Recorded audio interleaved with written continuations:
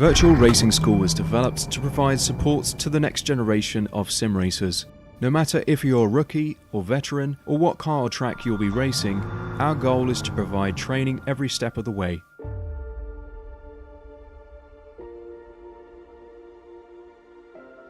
We found that iRacing can be quite difficult without proper training. There needed to be a way to prepare for on-track racing. With VRS, you can literally learn from the best sim racers in the world, including four-time NASCAR iRacing World Champion Ray Alfalla. And Ray Alfalla is a four-time champion of the NASCAR Peak Antifreeze iRacing Series. Three-time iRacing Grand Prix World Champion Martin Kroenke. Martin Kroenke becomes a three-time world champion. Rallycross World Champion Mitchell de Jong. Mitchell de Jong is now champion for the iRacing Rallycross World Championship Series. And many other top sim racers. Data packs include everything you need to start learning. Our World Championship coaches create the data packs by setting a hot lap or a series of fast laps for you to compare, analyze, and replicate. Data packs also include a tutorial where the coach points out techniques they use to hit the fast lap. This gives you access to the latest driving techniques and setups before you even hit the track. Sign up for a free account and download the VRS telemetry logger. With this application running seamlessly in the background, your laps automatically start syncing to the VRS website. From there, you can analyze and compare two laps of your choice, whether it's your data, the coaches, or your teammates. VRS will automatically target improvement opportunities so you can get up to speed even faster. VRS also makes it easy for you to request and schedule one-on-one or group coaching sessions. These sessions can range from 30 to 90 minutes, and you can select the car, track, and setup combination of your choice. Visit virtualracingschool.com today to sign up and get started.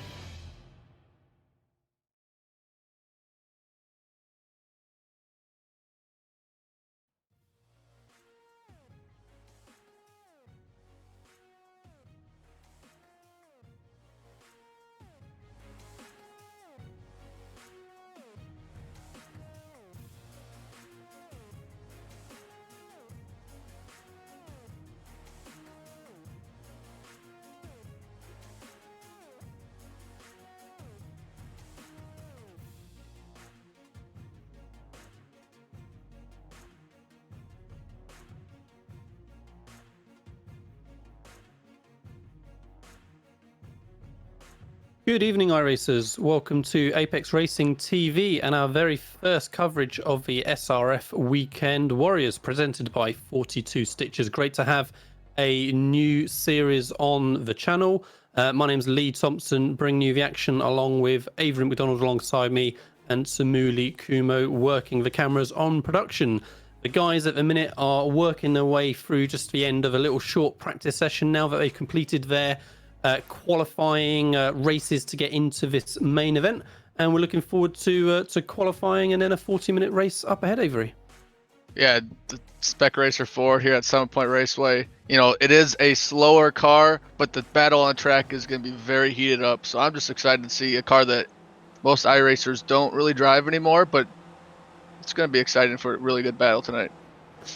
I was trying to think before we started when I thought I last saw an SRF car on the channel, and I'm Samuli in the production booth might be able to confirm for me how long ago it was. I think we have had one for sure before, but it's been a long time. So yeah, it'd be good to see these cars. So it's one that we've all driven at some point when we first started off on iRacing in the rookie class. You know, not a favourite of everybody, but it's they're great looking cars as well. As I see them all leave pit lane in a minute to begin their qualifying session. We've got a seriously full grid out here as well, and this is a short little circuit at Avery from all to be doing open qualifying. Oh my god, I thought it was maybe going to be solo qualifying.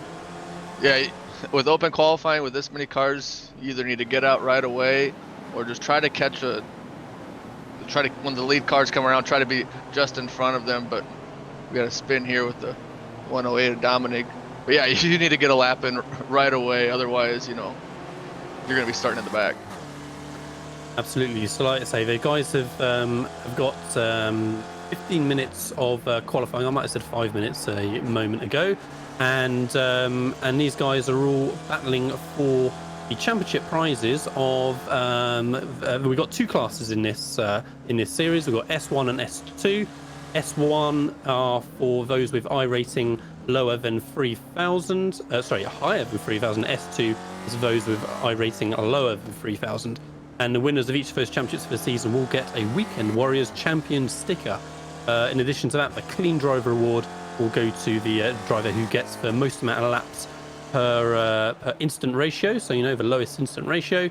And they will all receive an embroidered Weekend Warriors cap.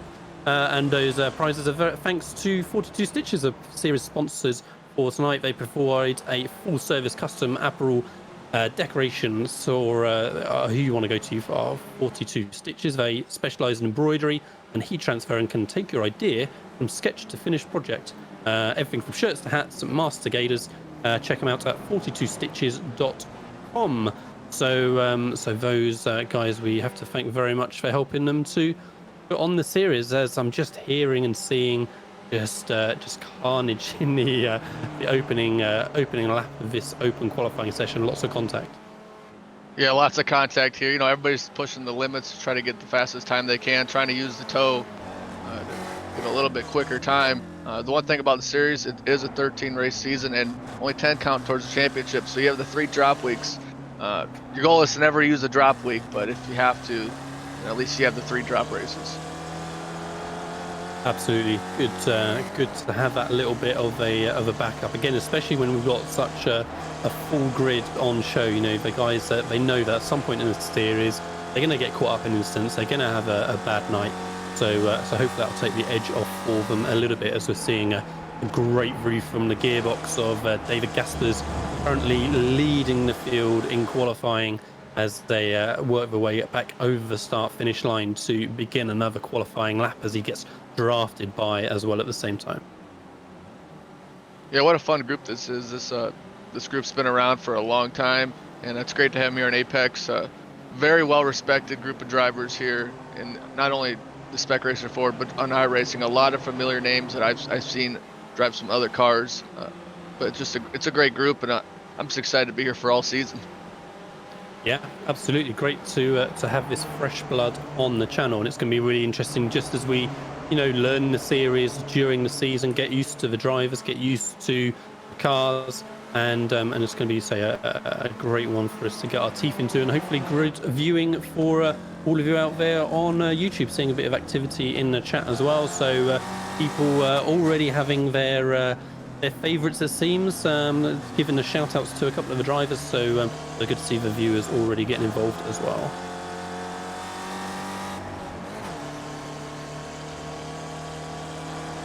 These Spec Racer 4s, again, I do love the look of them, this classic open top body shell that they have on them.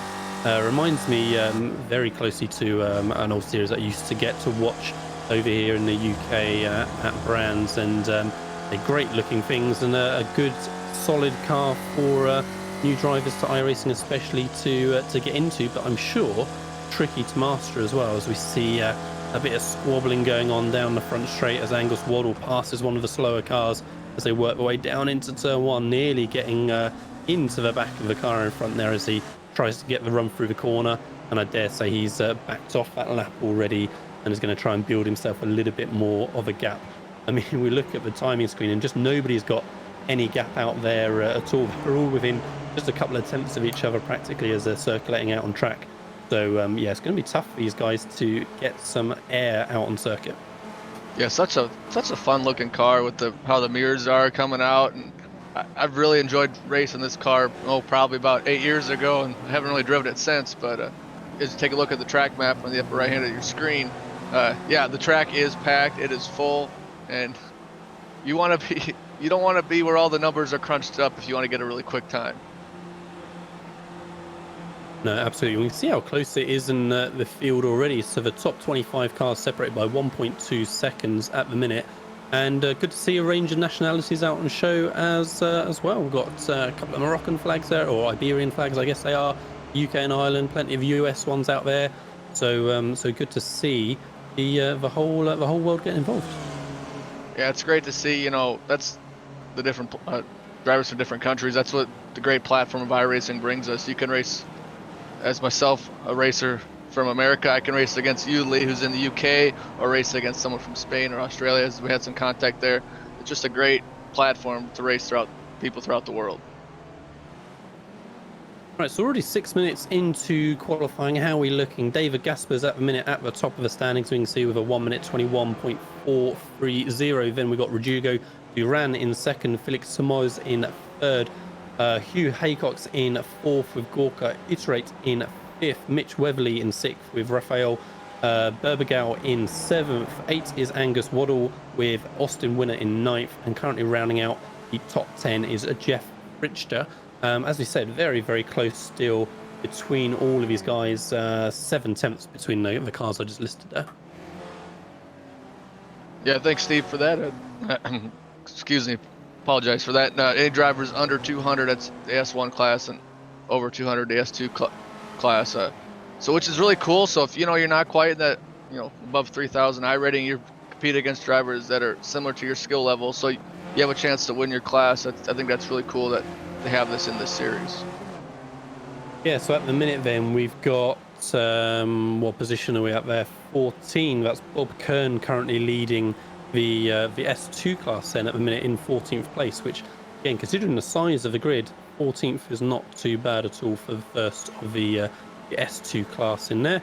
Good to see some of the drivers out there have fired up the SDK driver information app as well. Going to see a couple of photos and team names hopefully for the drivers on show, so that should be good to see as well. It's just frantic out there the whole time at Austin. Every single shot we've got half a dozen cars in view the whole time. Yeah, that's been really frantic this whole qualifying session, but when you get that many cars on this tiny little track, that's what you're going to get. So far we've had 57 drivers attempt a lap out of the 58. So, that's a lot of cars on this little tiny track, and I love it.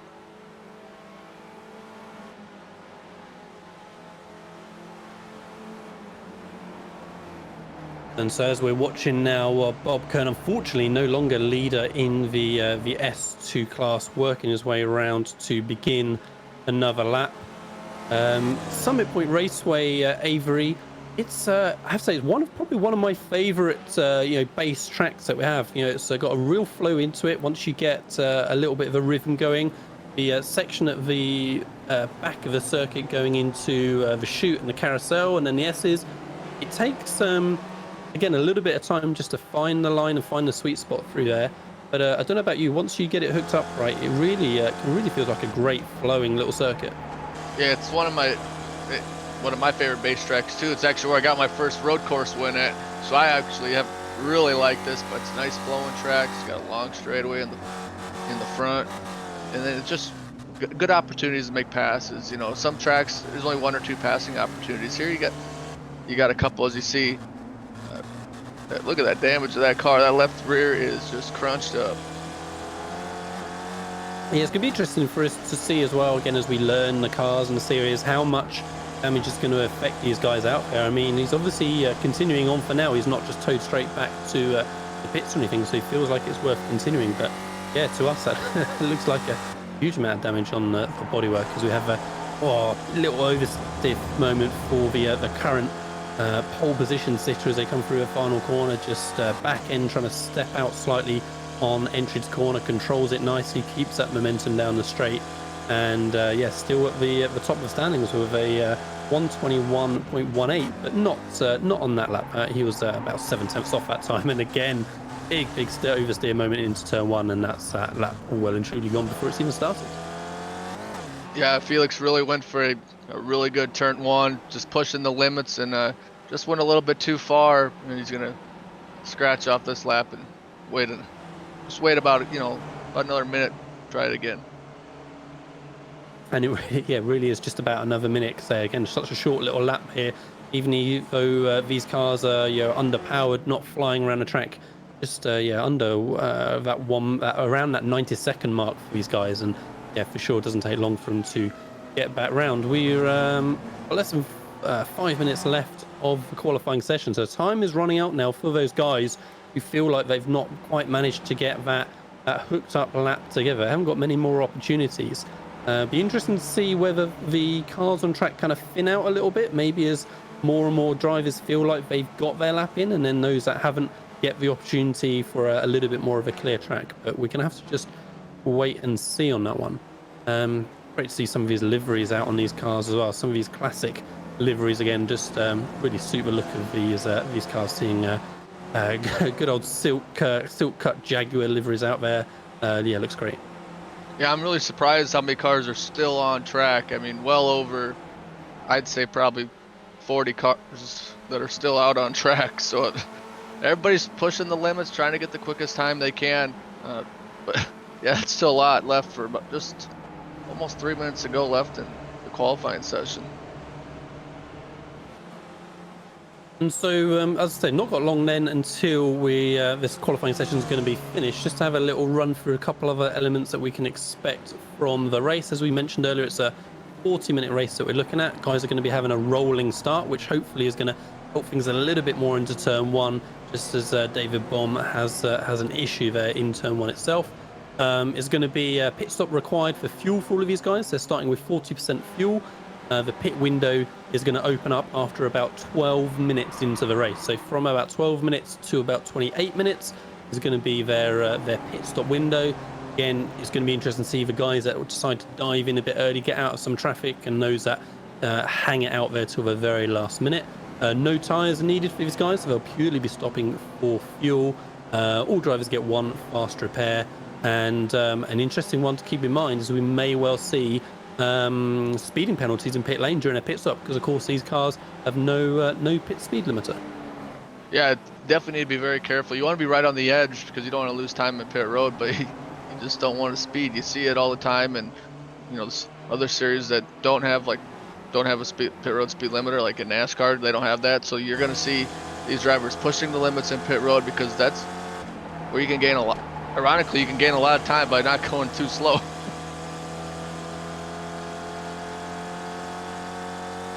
Right, so getting towards the last opportunities for the guys now, as we see the timer just counting down further and further in that top left-hand corner.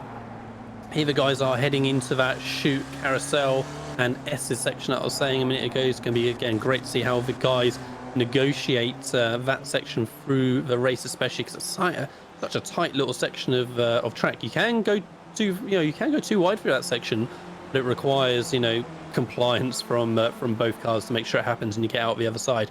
As beautiful drift on the grass in the background there, coming out of the S's that time by. Yeah, the grounds crew's done a real good job on the grass here. There's another one go into the grass, but here comes another car coming out. Hopefully it doesn't slow up those drivers.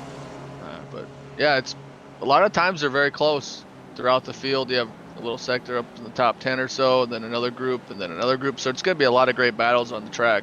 But like you said, the rolling starts should help out for a little bit cleaner start, because the standing starts can get kind of really hectic.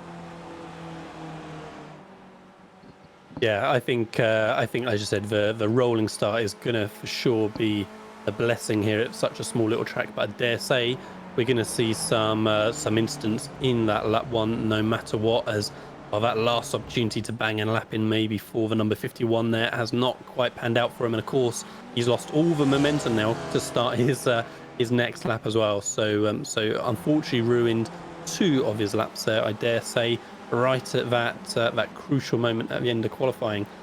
David Gaspers has been back pipped off that pole position spot, by the way. Felix Samoa's got back into the number 1 position, so we'll see if anyone else can dispose him from that spot in these last couple of seconds of session. As we can see, the checkered flag has come out, and we can even see the flag man there in the corner of the screen frantically waving his flag. And in fact, 2 cars have just gone quicker. So Rodrigo Duran, Rafael Berbergel, they both jumped into the spot. 121.11 is that pole time currently for Duran. We're gonna have to wait and see if anyone else has time just to bang that last little lap in.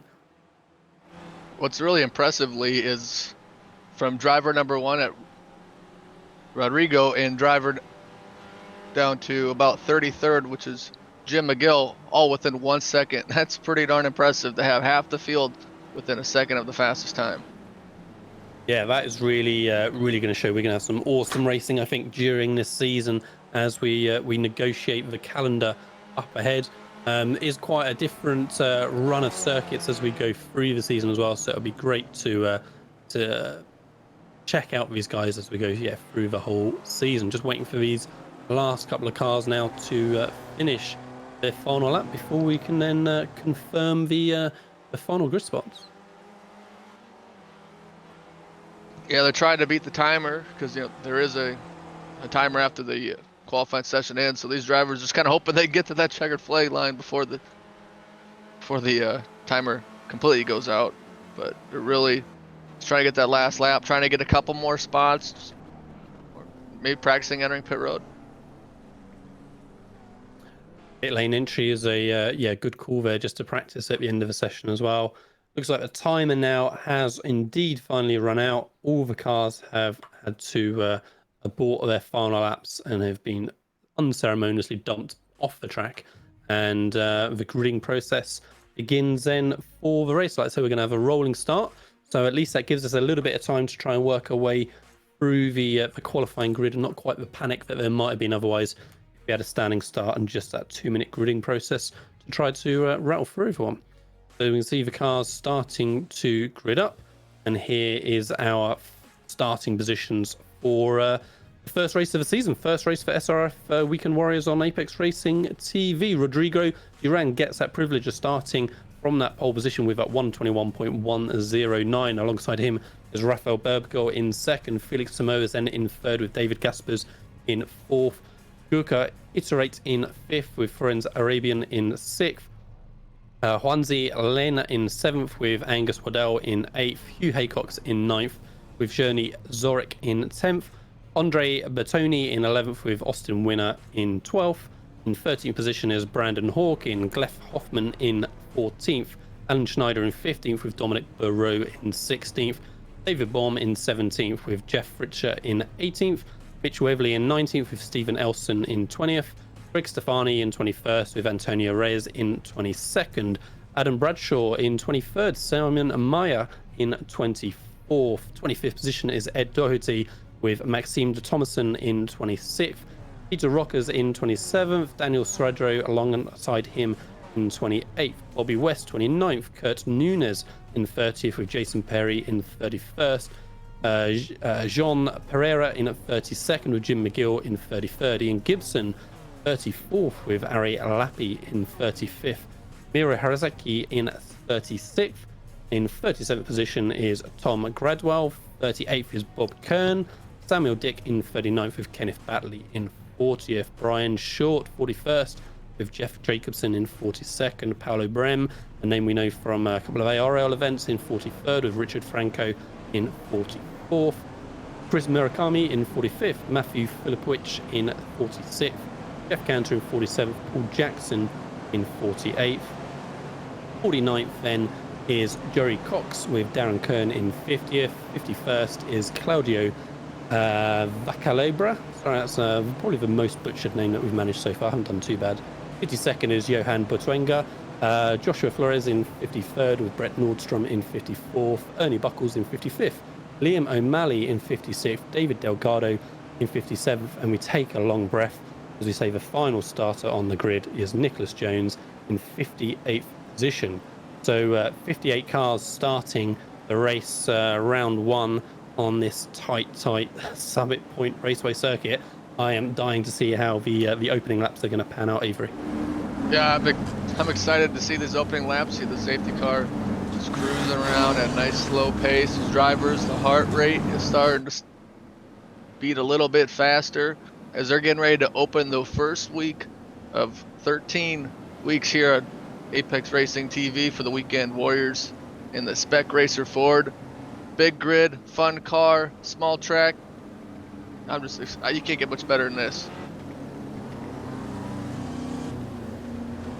And the guys just checking their final positions, checking their final choices that they've made with when they're going to plan to make their fuel stop, making sure they've unticked their tyre selection box on their pit selection, just going through all those final little procedures, make sure they haven't forgotten anything at all. And these guys then are going to be ready to open it up off of the start. Looks like we've got teammates that got a lockout on the front row, in fact, Avery, from the Ocalno livery there. Yeah, when you can get 2 teammates on the front row in a 58 car field, I mean, with the top 30 cars within a second, that's just phenomenal. And these drivers are, you see another teammate there in 5th, that's a 41. So a lot of teammates here. Right, and as the guys work their way through the final corner, safety car has entered pit lane. Franco, Rodrigo Duran and Rafael Bergero get off the line. They go quite early, building up, green flag goes, and off we go for season round 1, of the SRF Weekend Warriors. And how busy is it going to look at the front? Looks like they're going to be side by side, 3 wide maybe at the very front, and it's going to continue like that, I'm sure, all the way down the field. There's a little bit of contact between 3rd and 4th going into turn 1. Otherwise, first 10 positions or so look pretty clean. Timing screen is not freaking out at all, Avery. We're looking pretty clean all the way through the field. I am amazed and impressed that our live time screen has not just struggled to keep up with the mayhem through turn 1. Great job, everyone. Just look at that, streaming through line astern. Yeah, it's a good start when the live timing is not just going crazy. You saw Felix trying to make a nice move on Rafael. Yeah, contact on the approach into the section. That was a real shame. Just a little bit side-by-side contact, pushing one car on the grass. He couldn't slow himself down, of course, and that's just caused issues for so many more people. Just continue to ricochet, and now our timing screen, Avery is struggling to keep up, as 20 plus cars maybe in total have been affected by that, and really shifting around. So as soon as they got into that tight section, the carousel of the S's, it all just broke apart, unfortunately. Yeah, it's such a tough section of the track by yourself. Now you add 20 other cars, it makes it even more difficult. And just a little mistake. Hugh was part of that incident, trying to limp his way back to pit road and use that quick repair. Thankfully, they have a quick repair, but unfortunately, he's got to use it on lap number 1. Yeah, big damage there for Haycox, and him barely struggling to keep the car on a straight line. So I'd say it was a shame. It was a good, clean first lap all around, really, and just the one error earlier on caused that carnage. Issues for Felix Moers, who was 3rd on the grid, wasn't he? So he's had issue going into turn 1, contact, I dare say, with Uteret there. So we'll maybe try and catch a replays may not happen in this series, Avery, because there's never going to be a moment to look away from the action. But be unfortunate for those guys back down into 8th and 9th, where they were much closer to the front. Of course, somehow the 2 teammates we spoke about at the start, the Volcano guys, look like they're clear at the front, and they need to keep building that gap as quickly as possible before, I dare say, they start catching some traffic a little bit later into the race. Yeah, when you're in the front 2, definitely take a look at the front 4. Just stay in line. Not really worried about making passes. It's a long race. It's 40 minutes, so they have plenty of time for the driver in front of them to try to make a mistake before you make the move.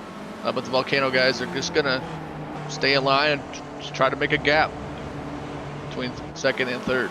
Yeah, and just looking at the timing screen, issues for Mitch Weatherly, issues for Alan Schneider as well. We can see Simon Meyer there trying to get himself out of the trees. You've got to be careful here at some point, because there's no actual barriers, so you get a certain way off and you just get dumped back into pit lane again. And a spinner in the background as well, coming out of the S's there. So yeah, guys really are struggling on this section of track. Out was David Delgado. You can see they're doing a decent job of trying to come back onto track safely, at least. So yeah, 3 cars all caught up in the same section of track at different times. Yeah, you never want to go off the track too far and go into Never Never Land, but we got a good battle here with Dominique trying to hold off 41 there. Had a really pretty decent start up 6 positions, for Dominique. But actually, we've had a lot of drivers moving up a lot of positions because of the accidents. Yeah, absolutely. Been a lot of shifting around for sure.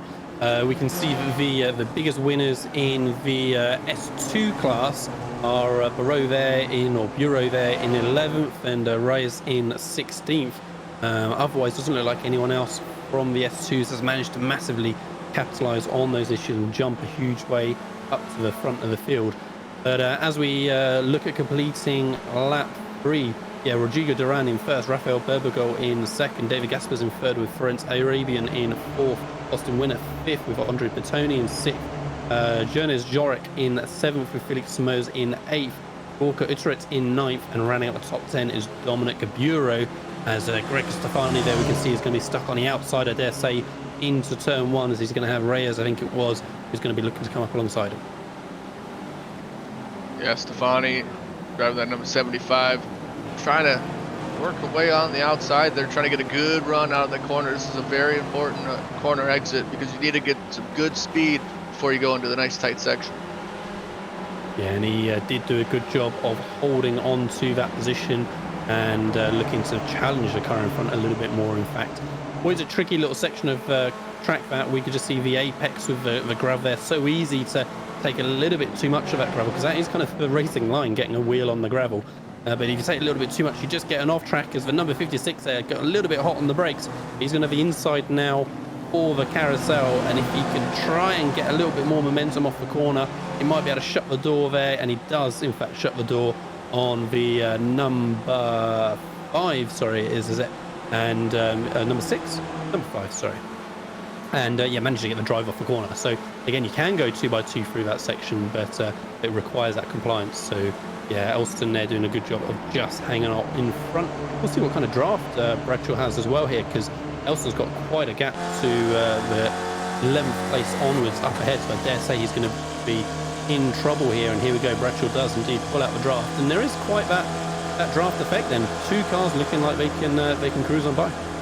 Yeah, the draft is really making a big factor when you're trying to get a lot of those overtakes. Like, for instance, David Gaspers, our driver with the quickest time, because he's getting a little bit of tow from second. But yeah, you need to try to stay in that tow and make a move when you can. When a driver makes a mistake, you have to take that opportunity and try to make the overtake. Otherwise, you can just keep falling back. Yeah, absolutely. We see Antonio here just maybe wisely just hanging back ever so slightly. He's going to watch how this develops. We can see the 2 cars at the front of his 3-car queue are going to be very, very close going into the chute, but they get it slowed down successfully. No immediate panics through there. Through the carousel now, and it's going to bring them then out through the S's. Again, very, very tricky sort of line through there. As you come out the carousel, you want to try and judge it so it's one continuous steering point into the first part of the S's and get the position you want to exit out the second part of the S's as strongly as you can. It's all about the exit out of the S's, because then you're barely going to be off the throttle through the final corner, and then all the way down the front straight, of course. So yeah, that's the key part of that circuit, getting the exit right and the position right to come off of the S's as quickly as you possibly can. And Bradshaw, can he defend again? Yeah, Bradshaw going to try to hold off Elson and see if he can get the execute. That's Greg Stefani. Wow, what a nice pass there. But you know, the other thing is watch out for the next turn. If in the tow, it might be another attack coming from the 5 of Bradshaw. And so at the leaders have been, what's happened to them? They were 1 and 2 comfortably up ahead, and all of a sudden Berbigol is well under pressure from Gaspers. Gaspers sends it up the inside. Can he close the door on the exit? Because otherwise Berger is going to have the inside. He does. If Berger can get back up the inside, and now I think Gaspers is going to get hung out to dry just a little bit. Can he keep his nose? And he can't. And so yeah, Berbigol there just about hangs on to that second position for now. But yeah, the 2 leaders must have had an issue, whether it was contact between themselves or with a back marker. We'll have to try and find out later on. But sure, Gaspers is putting them under lots and lots of pressure now. Well, Gaspers has been really quick. He's been a couple tenths of a second quicker the last couple laps than the leaders, using that tow to get those quick times and try to catch back up. We have a really good train for the top 4 positions. Yeah, and this is going to be interesting to see how it continues to develop, as well as Gaspers looking to put the move again on Berbigol. Gaspers goes to the outside, Berbigol on the inside. Teammate just kind of getting in the way a little bit potentially there, but Berbigol manages to get that inside line. And yeah, Gaspers has to settle in still for now. So as you were, but the whole time that number 2 there in the beautiful Jaguar silk cut colours is just closing in that 4th position, and waiting to capitalise from any mistake from the top 3. Yeah, we got the first of the lap traffic coming up. We'll see how they're going to be able to get around the lap driver. But yeah, it's a great battle for 3rd, and we're only 9 minutes into this 40-minute race. Remember, they do need to make a pit stop here. because they are limited on their fuel. So they're gonna have to make a pit stop, and they're gonna use that strategy. But you want to pit with somebody. It's because if you just pit by yourself and come out of the track with no tow, you're just gonna fall back. Yeah, absolutely. And we're only kind of 3 minutes away from that pit window opening, aren't we? From what we said before. So fuel load organisers reckon is good for around 28 minutes of this 40-minute race. And so I dare say any cars out there who have suffered a little bit of damage and are just feeling the effects of that slightly are going to be diving into the pits for their fuel stop as soon as they possibly can, get rid of that damage. As the top three here battling away, teammates trying to work together a little bit. Look, trying to block off Gaspers. Gaspers going to try and go around the outside of both of them. Is he deep on the brakes? Can he get it slowed down enough? He can. Can he keep a momentum now around the outside of a corner? Make Duran look like he struggled slightly mid-corner. He did. Gaspers is going to get a much better drive off the corner, Avery. And I dare say Gaspers will look like he should have this position sorted as they come into this tricky left-hander now. He does. Can he keep the momentum up? That was a great move by Gaspers. Really had to, when you're racing against kind of teammates like that, they're going to try to work together to not let Gaspers by. But yeah, what a great move. We'll see if he's going to be able to maintain the lead. Yeah, it was interesting. It definitely felt like the teammates were for sure positioning themselves to try and give each other a little bit of tow, cover off the inside. And all that happened is they just left a big open door on the outside for Gaspers just to send it all the way around the outside of that long turn one. And interesting stuff. Gaspers taken over the lead. Duran and Berbigal now have to reassess in second, third position. And the whole time Ferenc Arabian there just, again, still lurking in the background in that fourth position, waiting to see where he can capitalize. Yeah, what's going to help Gaspers, he's got Glenn Hoffman right in front of him, and he's going to be able to use that tow to help defend a little bit. So the lap car is in a perfect spot for David at the moment. Yeah, for sure. We can see it's not enabled the guys behind to get an overlap early on this one, unless they're going to really be crazy on the brakes. Gaspers has got this under control into turn one. He does. So he called it absolutely right, Avery. Save that marker ahead was just about close enough for Gaspers to take advantage. Starting to maybe see the first couple of pit stops now as well, Avery, on this lap. So Brandon Hawken in the pits, Kenneth Batley in the pits as well. So it'll be interesting to see how much of the field goes in early and how much hangs on to the last possible moment and leaves it a bit later in the lap. We've still got a huge amount of cars circling on this tiny little circuit. Yeah, there's no really right or wrong answer when to pit. You just want to make sure you pit with somebody.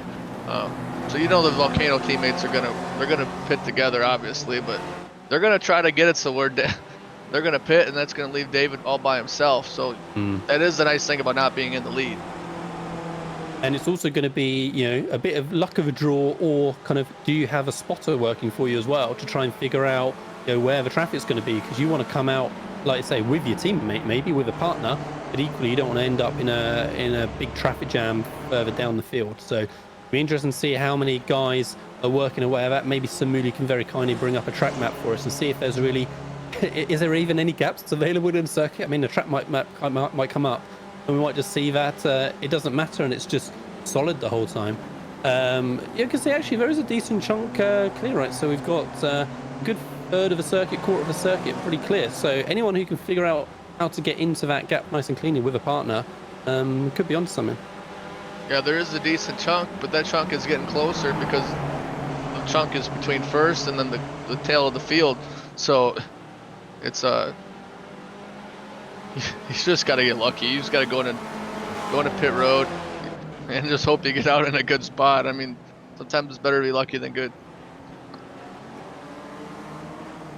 Absolutely, but I say it's round one for the series, isn't it? So if someone does have an issue with a bit of bad luck, they know there's a long way to go in this series still, and they just need to be patient with it. Berbigal all over the back of Gaspers there as they come out of the S's that time. A little bit of a different line from the two of them through the S's. Berbigal a little bit tighter on kind of mid to exit of that, and that enables them to get the drive. But let's see how these guys are going to do with the back marker up ahead. They're going to be on top of him, I think, by turn one. We'll see if he decides to get out of the way and leave them to it, or if Gaspers are going to have an issue to do with. Okay, good call from the back marker, I think, moving right over to the far left early. Let's see, are they going to fight it on the brakes? Back marker gets out of the way, no opportunity for Berbigal this time by, and Gaspers survives one more lap, it seems. Yeah, there is a 1-point penalty if a lap car is failing to make it. Ooh. Prince Arabian, he was in 4th position, so we can see the tyre tracks in the grass there. Whether it was contact or just pure kind of oversteer somehow, we're going to see is he's there lurking in the background of the picture. I said that's where he needed to be. Oh, is he going to get tangled with the back marker? No, it was the curb. He clipped the inside curb, Avery, and we could see that the car really reacted viciously to it. Did not want to be anywhere near that curb, apparently. Yeah, you gotta be very careful with the curb. I watched a couple spec racer Ford races earlier this week, and that was really, the curbs are very dangerous. So you gotta be super cautious on when you get onto those like big curbs. So it could have been worse for Friends, I have to say. So he's only dropped from what, P4 to P9. So it's still early in the race, only coming up to the 15-minute mark of a 40-minute race. So he's still got the opportunity to make his way a little bit further back up the field, where it seems his pace kind of would really want to put him.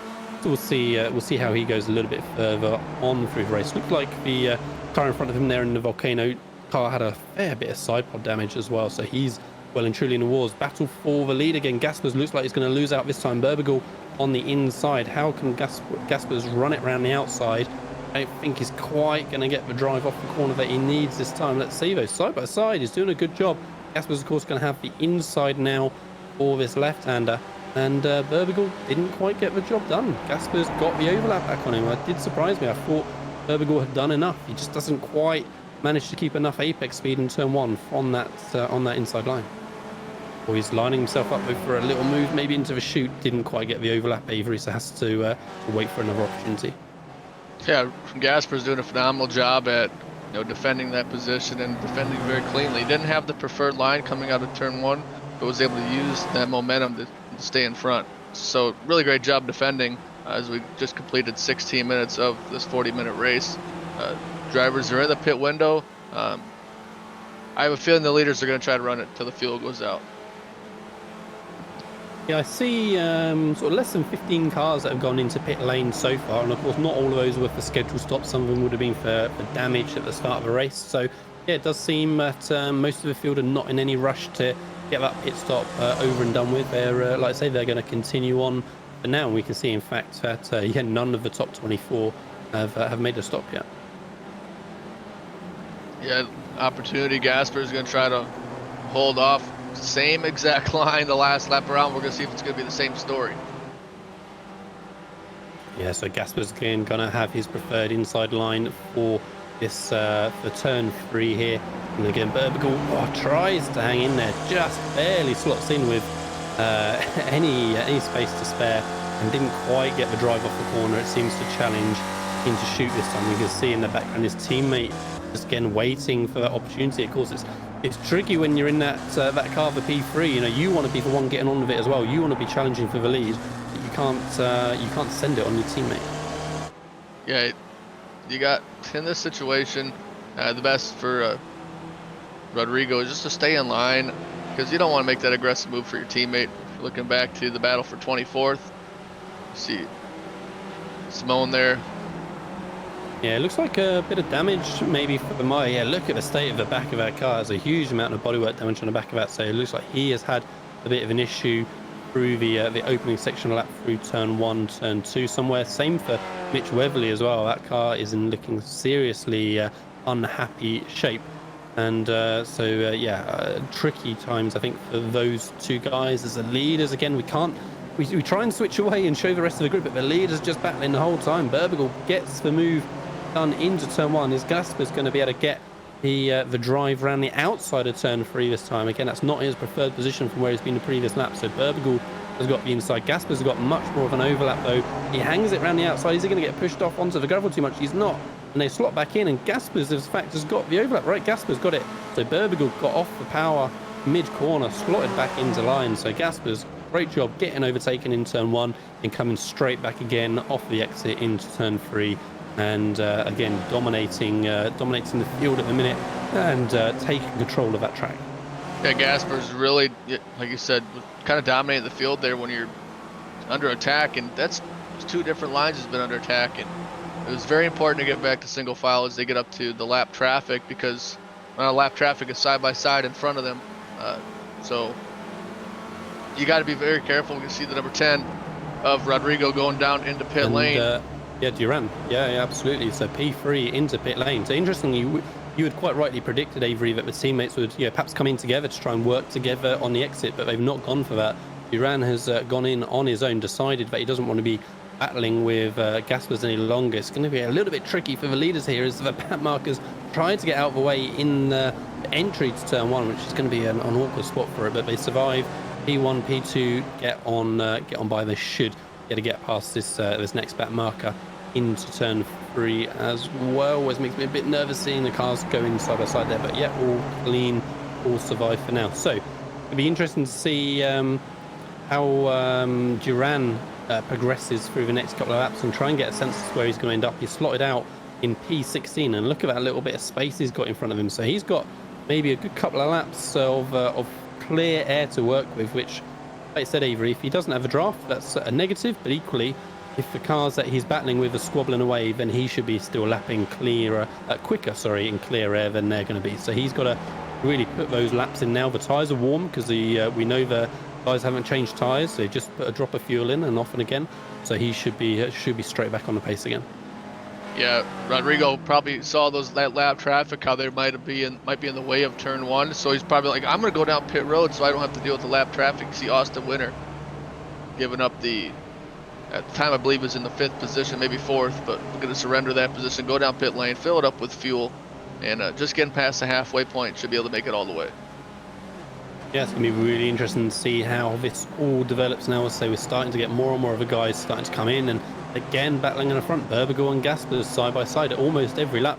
They're side by side in turn 1. Gaspers has got his preferred line around the outside of turn 1. Has Berbigal learned from Gaspers last time round of how to use that line around the outside? He doesn't. He tried to cut back in, just misjudged it slightly. We saw him have to steer back out of the corner, and fortunately able to not lose out too much. But Tony there in the background, way off through turn 3, taking a huge trap through the grass and the gravel, and he's going to need to make sure he gets it slowed down enough for the chute with those dirty tyres. Oh, I thought he was going to go into the back of the car ahead there, but survives that time. So yeah, but Tony losing that spot.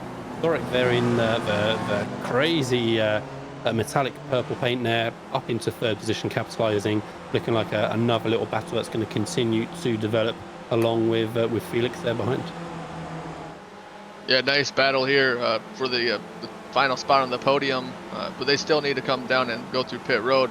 We'll see. It looks like we have a couple drivers, with Tony and the 31 of Felix, going to go down in pit road, try not to speed. Yeah, but Tony looked a bit hot, right? He saw how wide he was on that little kink into pit lane. It seemed like he struggled to get it slowed down now. So hopefully he doesn't get a speeding penalty there, but for sure a lot more aggressive as he came in. Let's see who gets out of pit lane quicker between Felix and Bertoni there, and Andres, and it's going to be very, very close already. Bertoni is off on the way out of pit lane, where they're going to slot in with the rest of the field.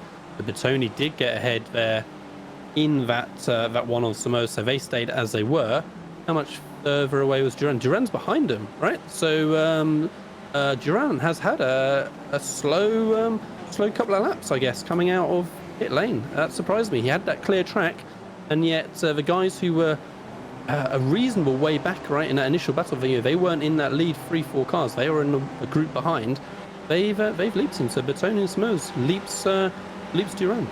Yeah, Duran's last lap was a 1:23.5, so that's about a second half slower than the lead pack. So yeah, he took a gamble. Right now it hasn't worked yet, but we're still 23 minutes into this race with 17 to go. So yeah, we'll see how it pans out for him, but it looks like he's going to be able to collect the toe of Matthew. We'll see if he'll be able to catch up to not really a huge gap between him and Felix. So Rodrigo's just going to try to click some good laps with the head down and start driving. Absolutely, and Zorik now in the pit, so we saw him from third, fourth position, third I think it was, and so again he's going to be mixing up with those front runners as well. Let's have a quick look at something happened for Zorik in pit lane, it seems. So he had a bit of an issue. I'm not sure whether we're going to catch it actually on the replay, but our system certainly caught an event. Oh, he missed his pit box, and he had to reverse. So he got it done fairly quickly, but he lost a couple of seconds, and that could be crucial for when he comes back out on track. Any pit road mishap is just crucial. You know, you gotta limit your mistakes, definitely in pit road, because when you're going so slow and you overshoot the pit stall. Luckily, he was able to back that car up into his pit stall and just fill it up with fuel and get going. But you have to be so cautious when you're coming in pit road.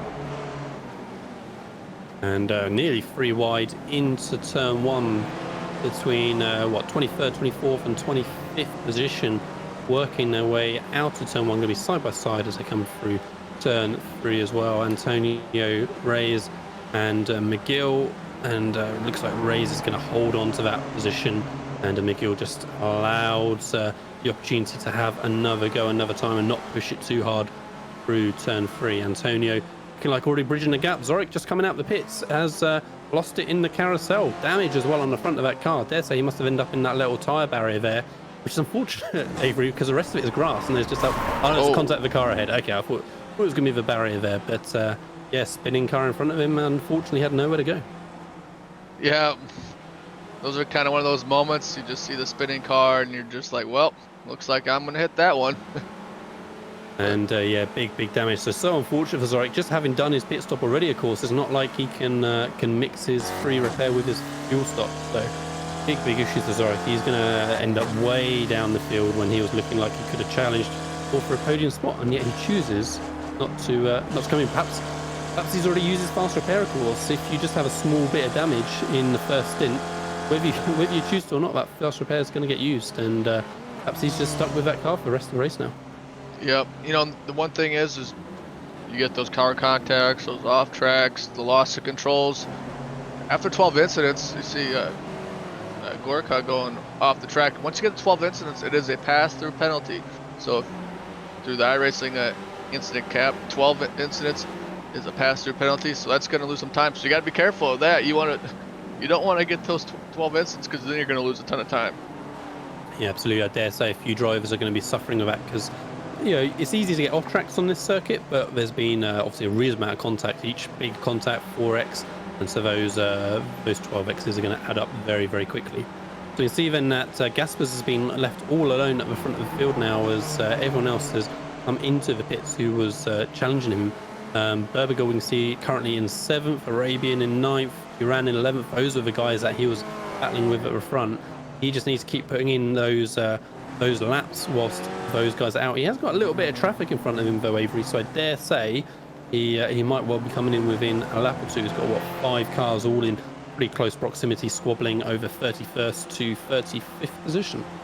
Yeah, you lose about 35 seconds coming down through pit road, and the gap to like Austin Winter and Felix is about 29 seconds, so you gotta be kind of wary of that. David Gasper's going to work his way down a pit road, try to get the best entry he can, hard on the brakes, get down to that speed limit, and we'll see where he comes out. Yeah, it's going to be really interesting to see for sure. I say Berbigal and Samoa and Bertoni are really the 3 cars that we're looking for. Incidentally, yeah, so Samoa and Bertoni leaped Berbigal as well, not only Duran. So we missed Berbigal's stop, but he's ended up just behind him. So here are essentially our leaders, and let's see where Gasper's going to come out. Gasper's already showing us coming out of pit exit. I dare say he's going to have a huge lead. He's got... Okay, so big issues there somehow in the pits, especially for Berbigal and Duran, because they've lost so much time, the Gaspers. And yeah, Samoa and Bertoni, who I said were not in that lead pack initially, well, it shows, you know, they're a decent chunk back down the track. The Gaspers now's got this space. Yeah, pit lane, about 32 seconds for Gaspers, where the other drivers, like Felix was 33 seconds, Bertoni was 33 seconds. So really, that extra second on pit lane is just so important, because that's just a second quicker, and you know what, probably in my opinion one of the most important parts of the race is getting through pit road. Yeah, and it must have just been, you know, the difference in their outlaps compared to what Gaspers was able to do, just staying out longer, getting those couple of extra laps in. I mean, from Duran especially, he's probably done what, 5-6 laps at least extra, and yeah, apparently he was just able to bang those lap times in. So Gasper's now looking much more comfortable, 3.5 seconds ahead of the next guy, of Austin Winner, who has in fact done his pit stop. So the first 5 cars, again assuming that the pit stops weren't for damage earlier on, and that they all are, and that they were all actually there, are all there in in reality, you know, if there's not any shuffling to do. So Gasper's then winner, then Smoes, then Bertoni, and then Berbigal. Yeah, Bertoni had contact. Oh, Felix goes hard off the track. Ooh, that car looks junk. Yeah, that is Samu's race well and truly cooked. I think that was a hard hit into the tyre barrier, as you said, just after a couple of laps after doing his pit stop and being able to use that easy fast repair. He's going to be ending up well and truly out of the battle now.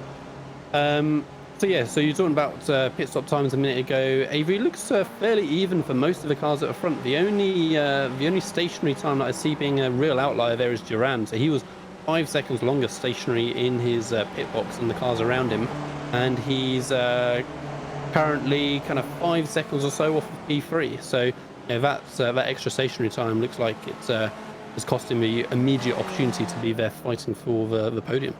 Yeah, Durand came in pit road lap 14, while Gaspers came in 6 laps later on lap 20, and just made a really good gap. But yeah, Rodrigo might probably had a little mishap coming in the pit road. You got to be, like I said, you got to be perfect going into pit road.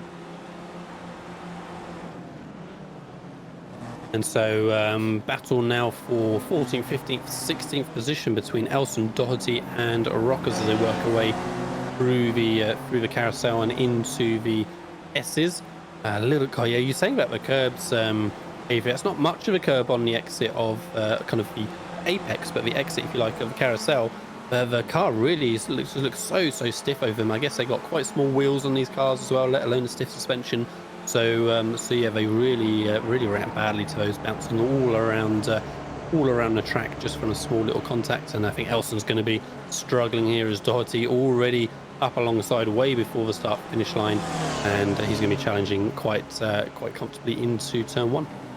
Yeah, great opportunity here for Ed try to get around the 56 of Steven, but what you saw there is the most important part of making a pass. It doesn't start at corner entrance, it starts at the corner exit from the corner before. Had a great run out of the corner, got right beside him, was able to make the overtake, but still got some really good battling here. Great move by Elson to get back to the 14th position, but this battle ain't over with just over 8 minutes to go left in this Spec Racer Weekend Warrior race.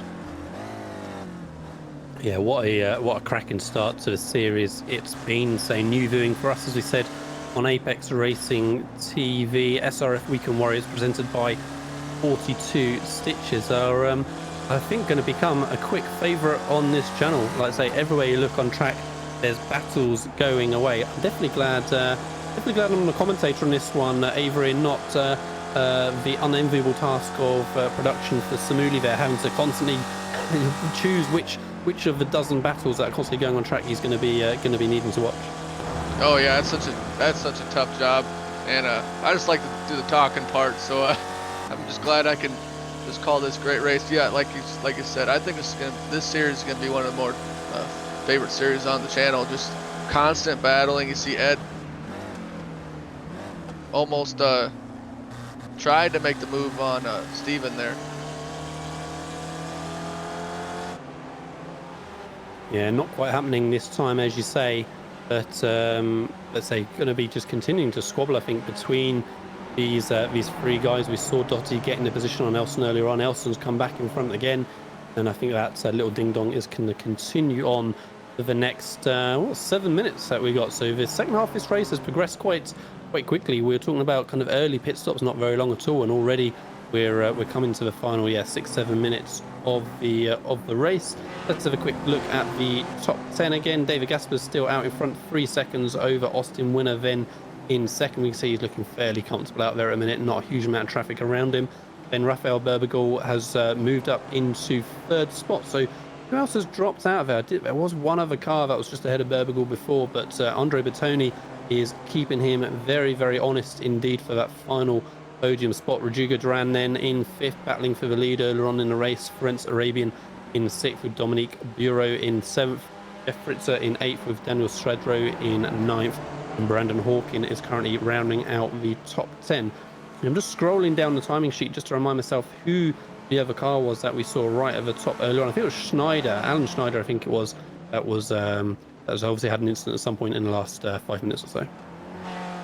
Yeah, the one thing to make note of is in 12th place is Antonio Reyes, and that's the leader of the S2 class, which is the class under 3,000 I rating. So he's leading that class, putting on a really great drive up into 12th. Just a phenomenal drive for Antonio.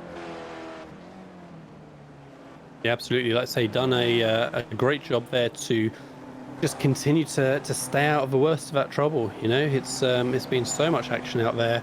But he's like I say, looking good for that 12th position. Currently, just kind of checking in with the classes. By the way, the leader for S2, I believe, is currently Dominic Bureau in 7th position. So he is showing the S2 class what they can do comfortably inside the top 10, and we can see, in fact, pressuring Florence Arabian there for the 6th, looking to move further forward. A good run by Dominique there, up 9 spots. You know, it's pretty impressive. You know, you see a lot of drivers are up 10, up 17, or up a lot of double digits. So a lot of had a lot of carnage early, but really great run for him. Right on the as my good friend Austin Knight would say, the gearbox of Florence.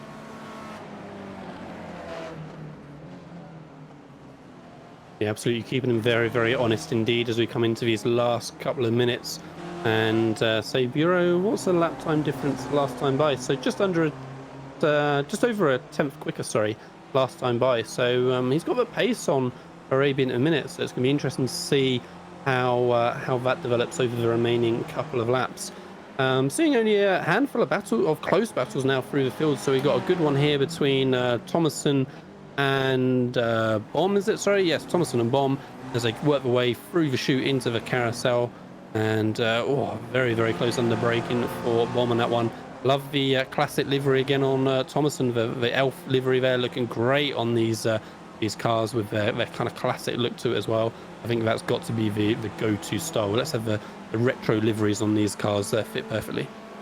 Yeah, I really like those retro liveries. It just kind of brings me back to, I like to say, a time that I was around, but no, I wasn't quite around. But yeah, it's just really cool to see some retro liveries. But keep in mind, the top drivers under number 200 is the S1 class, and over 200 is the S2 class. Last season's winner was of the S2 class was that number 108. So really making big move. Over 200, not over 100. Sorry, you're absolutely right what you're saying before. And Elston having an issue through turn 1. They're losing a couple of spots. Looks like he avoided any damage that time, just to trip onto the grass. Yeah, this has been a fantastic race. Just under 3 minutes to go. Really looking forward to this whole 13 race season here on Apex Racing TV. This weekend, Warrior SRF Series. If you want to see this action again, same time next week, these great cars are coming for another battle. Yeah, it's going to be at Mid-Ohio Sports Car Circuit next week. So, similar kind of feel, really. Classic circuit, fairly tight and twisty, but it is that bit longer than Summit Point. So it's going to give the guys a little bit more space to stretch their legs. But I dare say we're going to see some very, very similar racing. Lots of tight, twisted sections, lots of drafting available as well. That's going to be a cracking one to look forward to, as well as Gorka just looking to put the pressure on Bradshaw as they come out the final corner. We'll see what kind of run he gets down the front straight, and in fact he gets a very good run. He's closed quite a bit through the exit of the corner already, so I think Bradshaw's going to be under pressure here into turn 1. Chooses not to defend. Gorka is going to have the inside line, and as long as he gets it stopped, should be securing that 16th position. Yeah, just a really great battle for the 16th position there. One thing I've noticed so far this race, Lee, is just how talented these drivers are.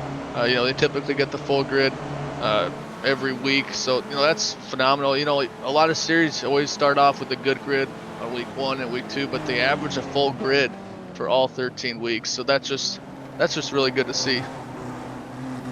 Yeah, absolutely. It's again great to see it in a kind of a less popular car as well, isn't it? Again, they're great to jump in and race, but we do see the SRF cars just sort of forgotten about a little bit at times. So yeah, 60 car grids and these, they show what great racing that we can get out of them as well.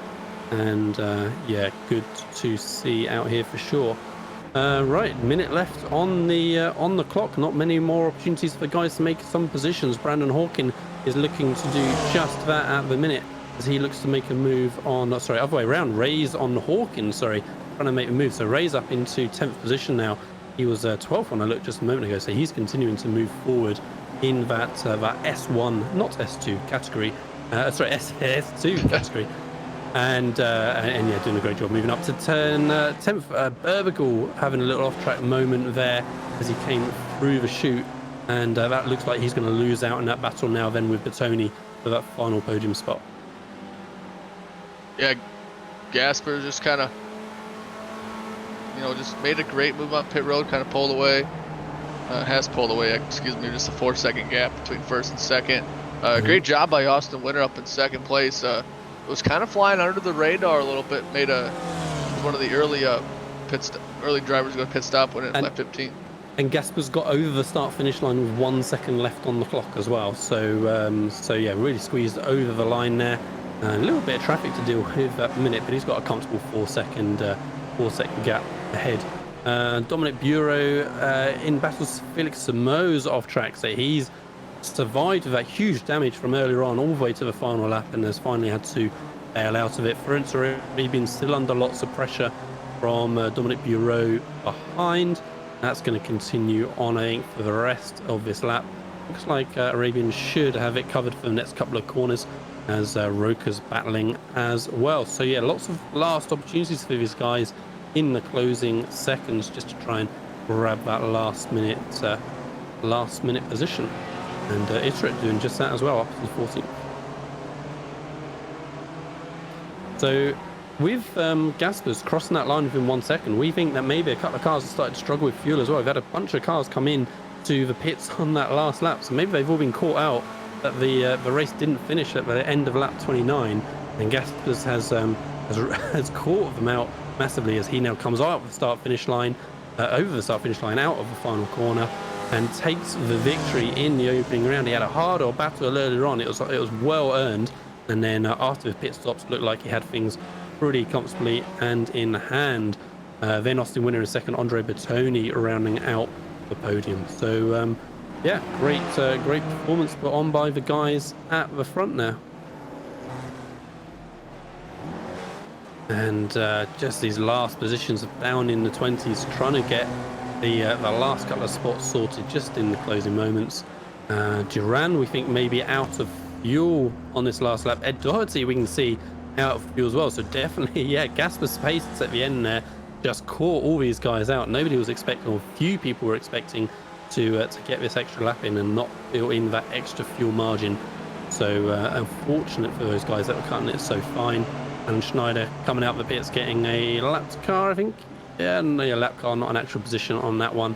And yeah, crossing the line in that 18th position.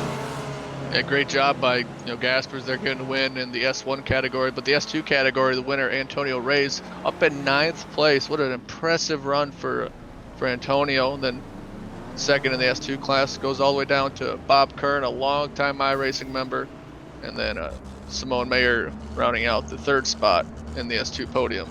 Look at Maxime just being nice and giving a little bump. Yeah, Ed Doherty getting a helping hand from Thomason there just to get over the finish line. Bit of sportsmanship for those further down the field, and yeah, getting that checkered flag. Yeah, you like to see the good sportsmanship there.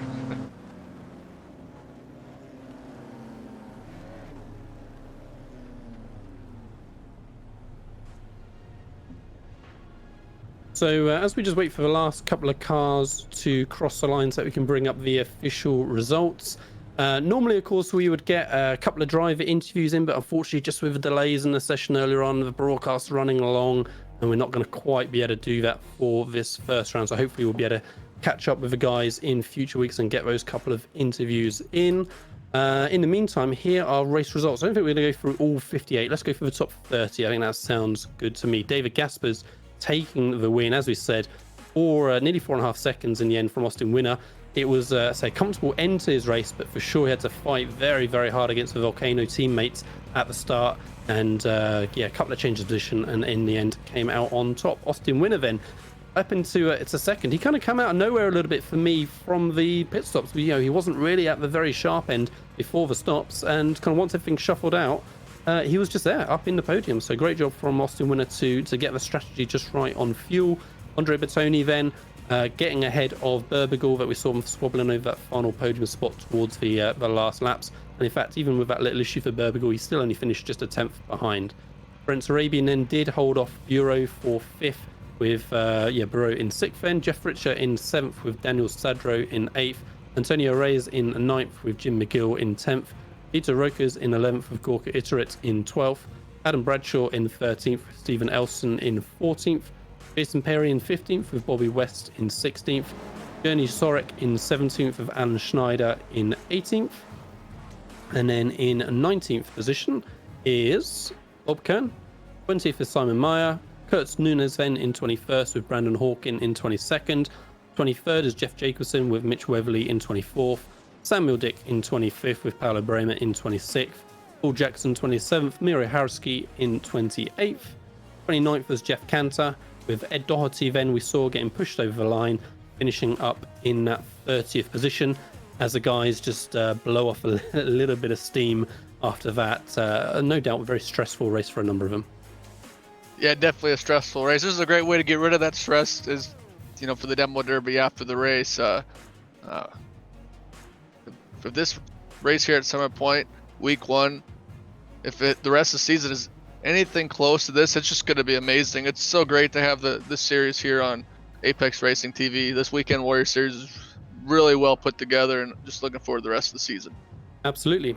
So yeah, great opening round. We hope to see more of this good action as we go through the season. Just a quick note to the drivers as well. We see all this list of just privateer entries in like the results and in the driver details panel during the race. If you want to enter your team name in there, then make sure you use the driver information app from SDK Gaming, and also upload a little personal photo as well. So that'd be nice for us to kind of fill that out during the season and have a little bit more of that content on there. So that's going to be finishing up our first broadcast. We look forward to seeing everybody back again next week, next Sunday evening at 19:55 GMT. We said earlier on it's going to be Mid-Ohio Sports Course. So that is going to be, again, another great track to watch these cars at, I'm sure. Thanks very much to Avery McDonald for joining me in the commentary box. Samulu Kumo for, as I said, having a very, very busy night on the cameras and the production. And we look forward to seeing everybody again next week.